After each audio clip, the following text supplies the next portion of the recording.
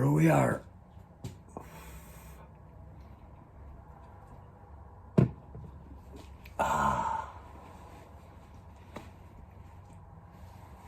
Last night, I had out my fucking Wagnall's Encyclopedic Dictionary.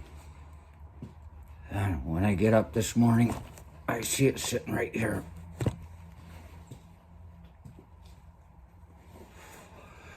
And it's opened to the back, to the dictionary of quotes. And they've got different subjects and quotes that have been stated upon them. Like there's logic. It's under the heading of logic. I don't know if I should read this. It says, feminine logic is fallacious, shallow, inconsistent, irrelevant, capricious, transparent, and irrefutable. That's a quote by Harold Coffin. Have you ever heard of him? I haven't either. With that kind of thinking, he was probably the last in line for his bloodline. He probably wasn't getting anywhere near enough to a woman to be able to breathe and hold out his ideas through his children. Congratulations, you've stopped the onslaught. Like hitting a swarm of locusts in Montana. Oh, staved off the Armageddon a little bit longer. But it's got one here, where is it? Oh, I just saw it.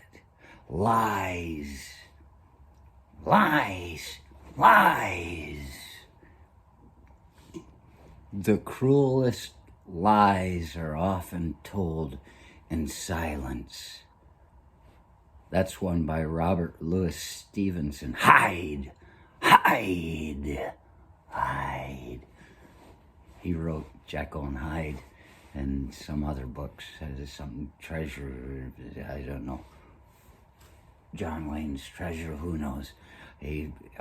Treasure Island, that's one he wrote too. I never read it. But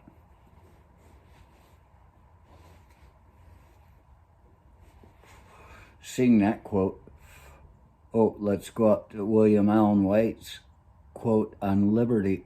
The one thing you can't have unless you give it to others. That's not bad. But lies, the cruelest lies are often told in silence. That takes us to politics. How is it?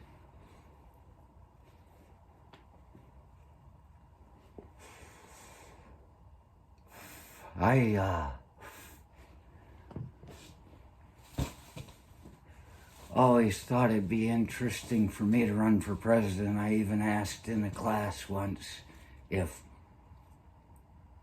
you weren't 35 at the time of the election, could you still run for president if you were going to be 35 by the time the inauguration day came?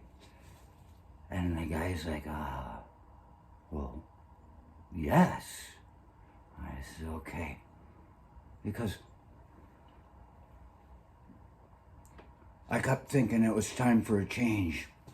Time to throw someone in there, that was just totally out of the system. And I knew the way to do it was by being the youngest president ever. Let's set a record. It's going to be hard to be younger than that when the guy got elected at 34, like I would have in that election year. And I thought, as long as you've got good people around you, you can keep things going anyway. And yeah, I know I could do that. I'd have made a good priest. I was to be a priest. I could have gone through that line without ever molesting anybody, male, female, or geriatric. I could have done a good job. If they hadn't exiled me, I would have been a good priest. And that's proven by these dreams that I had. Before the election of 2004 came up, when I knew that I could become priest by setting a record, because everybody wants to set a record. I'd just gotten back from China in like July of 2004, and I was like, and I'm looking at this Obama guy was running, and I said, that'll shake shit up. And I don't really have time to get everything in order to be the president. And if this guy hadn't been coming in to shake shit up, I might have tried it out. It wouldn't take much time. The internet was just really starting to get going. By then, I'd already had a dream that I was president-elect, walking down the road, hey, and I was like, I'm president-elect, and everybody was excited. That was a good time. Probably no better time in your life as presidency than the time when you were president-elect. Nobody expected anything of you, and all you had to do was walk around and be happy. But then after that, I dreamed that I was president. And there I was as president. I did this thing already. I read it. It was a dream. But sitting there with Hillary Clinton through the door across the hall in the shower and trying to look coy, and then telling me that I didn't need to worry about anything. That was nothing. It meant nothing. And she was trying to run things and trying to distract me. That's what I say. And I was like, she told me, don't worry about that. And I said to the guy that had the files, he's like, you can read an hour. I said, I'll take it now. I had to know what the hell was going on. So being somebody that would have made a good priest, I would have made a good president. I was not so easily distracted by the idea of physical pleasure because I had already cast that aside.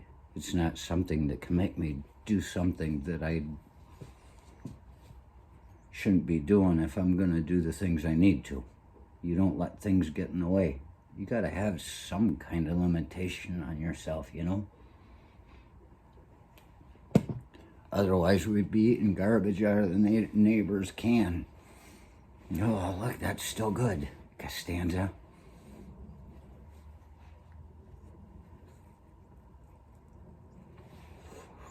And so when I think about that, I backed off because it was going to follow its own course. But I could have been president. Could have been making a good wage. I'd have been the first person that was ever making any money off of being president that he didn't already have in his pocket. And I would have worked for it like it was a job. And now I hear they're holding off this thing till the 8th, and that's fine. The problem with that is everybody's forgotten the turmoil that went on, and now they have to get 17 of these guys, and they're like, well, I don't know if that's constitutional. I don't know. All we have to remember, these people, all we have to remember, if you're afraid of stirring shit up, is that you want to set a record. You didn't get your chance to make me the youngest president ever. But you can be the first one to put a guy in jail